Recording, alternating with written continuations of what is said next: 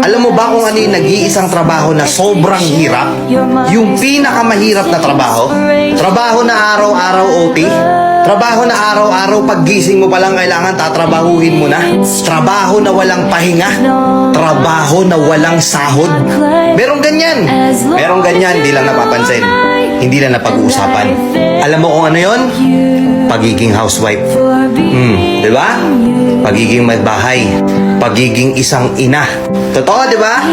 Nananawagan ako sa lahat ng nanay dito, lahat ng may bahay dito, lahat ng may anak dito. Panoorin nyo tong video na to kung tama lahat ng sasabihin ko.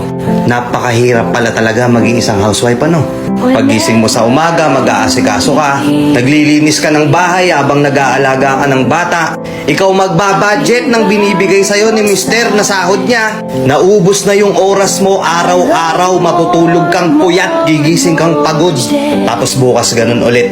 Aasikasuhin mo yung bahay, aasikasuhin mo yung bata, magluluto ka, maglalaba ka, maglilinis ka, mamamalansya ka, maghuhugas ka ng pinagkainan, ikaw gagalaw sa buong bahay.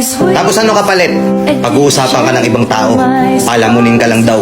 Tapos minsan kay questionin ka pa bakit wala nang natira sa pera. Saan mo dinala yung pera? Saan mo ginastos? Tapos ikaw sasagot ka, hindi mo ba nakikita? Hirap na ako mag-budget araw-araw. Kay questionin ka pa, hahanapan ka pa.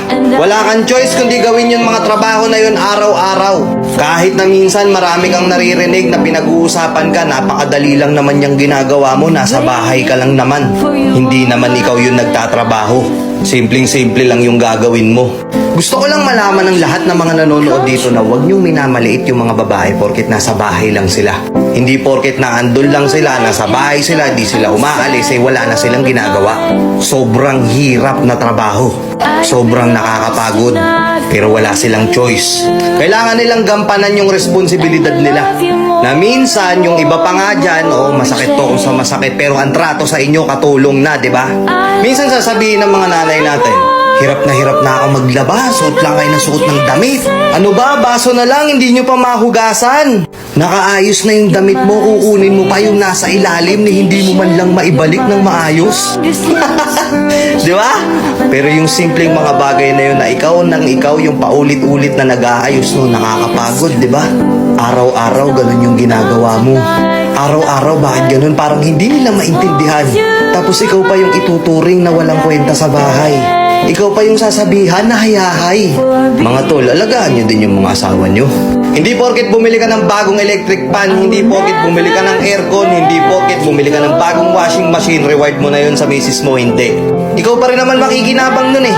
Regaluhan mo din kahit paminsan-minsan na mga bagay na marirealize niya na na-appreciate mo yung ginagawa niya. Igala mo, dalin mo sa salon, sa spa, bilan mo ng isang bagay na wala naman talagang kinalaman sa bahay para lang sa kanya. Simpleng ganun, masaya na yan.